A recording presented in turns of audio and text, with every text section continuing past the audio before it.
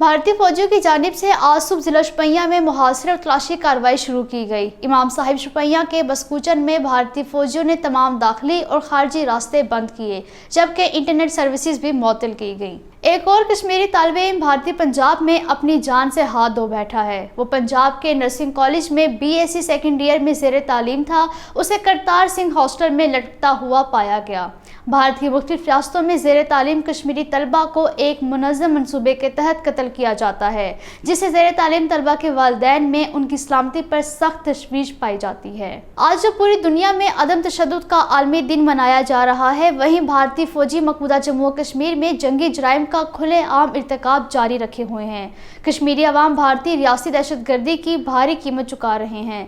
अदम तशद्दुद का आलमी दिन कश्मीरी अवाम के लिए कोई अहमियत नहीं रखता, क्योंकि वो पुरतशद्दुद भारतीय फौजी कब्जे में बेपनाह मसाइब और मुश्किलात का शिकार हैं।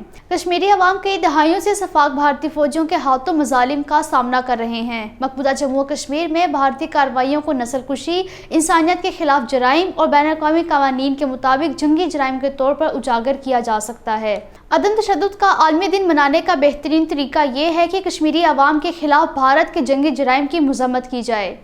मकबूजा जम्मू और कश्मीर में PDP सरबराह महबूबा मुफ्ती ने कैंसर में मुब्तला कुल जमाती हुर्द कॉन्फ्रेंस के रहनुमा अल्ताफ अहमद शाह को इंसानी हमदर्दी की बुनियाद पर रिहा करने का मुतालबा किया है, जिन्हें बदनाम ज़माना NIA ने जुलाई 2017 में 7 दीगर हुर्रियत रहनुमाओं समेत एक झूठे मुकदमे में गिरफ्तार किया था। महबूबा मुफ्ती अल्ताफ शाह की बेटी रुआ शाह के एक ट्वीट पर तबसरा कर रही थी, जिसमें उन्होंने कहा था कि जेल में नज़रबंद उनके वालिद को गुर्दों के सरतान की तशखीस हुई है, जो हड्डियों समेत उनके जिस्म के दीगर हिस्सों में फैल चुका है। भारत में हुकूमत पाकिस्तान का ऑफिशियल ट्विटर अकाउंट ब्लॉक किया गया है। भारतीय मीडिया ने अकाउंट का स्क्रीनशॉट भी शेयर किया है। पाकिस्तानी वज़ारत ख़ारजा ने अपने मुज़म्मती बयान में इस अमल को तशवीशनाक करार दिया है।